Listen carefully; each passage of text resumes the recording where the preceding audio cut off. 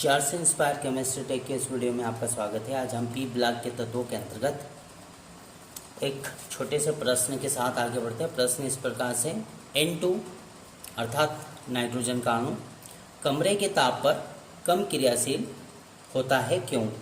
आइए इस छोटे से प्रश्न को हम जानें।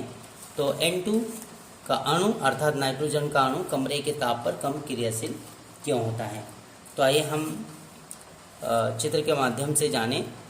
तो N2 अणु जब बनता है तो तीन इलेक्ट्रॉन साझा करते हैं, अर्थात नाइट्रोजन परमाणु के बाह्यकोश में 3 अर्धपूर्ण इलेक्ट्रॉन होते हैं। 3 अर्धपूर्ण इलेक्ट्रॉन होने की वजह से 3 इलेक्ट्रॉनों का साझा करते हैं। 3 इलेक्ट्रॉनों का साझा करने की वजह से नाइट्रोजन परमाणु के मध्य त्रिबंध बनते हैं और त्रिबंध बनने की वजह से अणु का स्थायित्व अधिक होता है। चूँकि हम पूर्व में जान चुके हैं, एक बंध बनने पर यदि परमाणुओं के मध्य एकल बंध बनता है तो अणु का स्थायित्व होता है। जैसे हम हाइड्रोजन के मध्य जान चुके हैं, हाइड्रोजन और हाइड्रोजन के मध्य एकल बंध बनने पर अणु का स्थायित्व होता है। इसी प्रकार से 2 बंध बनने पर अणुओं के मध्य अधिक स्थायित्व होता है। जैसे ऑक्सीजन और ऑक्सीजन के मध्य जब O2 अणु बनता है तो O2 अणु का स्थायित्व अधिक होगा।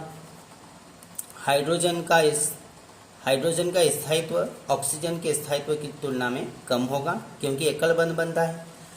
ऑक्सीजन का स्थायित्व हाइड्रोजन की तुलना में अधिक होगा, क्योंकि द्विबंध बनता है। इसी प्रकार से जब नाइट्रोजन और नाइट्रोजन के मध्य त्रिबंध बनता है तो अणु का स्थायित्व और अधिक होगा, क्योंकि नाइट्रोजन और नाइट्रोजन के मध्य त्रिबंध बनते हैं। इस प्रकार से तो N2 अणु का स्थायित्व अधिक होगा। यह हमने संक्षिप्त में जानकारी के लिए जाना। तो N2 अणु का स्थायित्व अधिक होगा। आइए अब हम आगे जानें। तो N2 अणु कमरे के ताप पर कम क्रियाशील है, क्यों? तो नाइट्रोजन और नाइट्रोजन के परमाणुओं के मध्य अर्थात N2 अणु के मध्य त्रिबंध होते हैं और त्रिबंध की वजह से आयनन की एंथैल्पी उच्च होती है।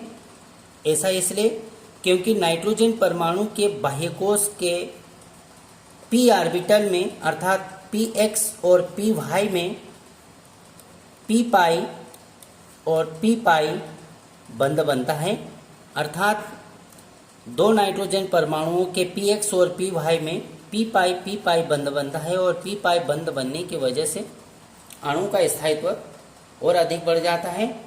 अतः N2 अणु कमरे के ताप पर कम क्रियाशील, यह केवल उच्च ताप पर ही क्रियाशील होता है।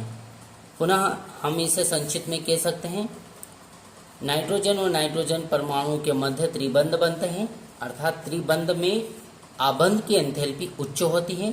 ऐसा p पाई आबंध के कारण होता है, अर्थात एक नाइट्रोजन परमाणु और दूसरे नाइट्रोजन परमाणु के px और py के मध्य p पाई बंध बनने के कारण होता है।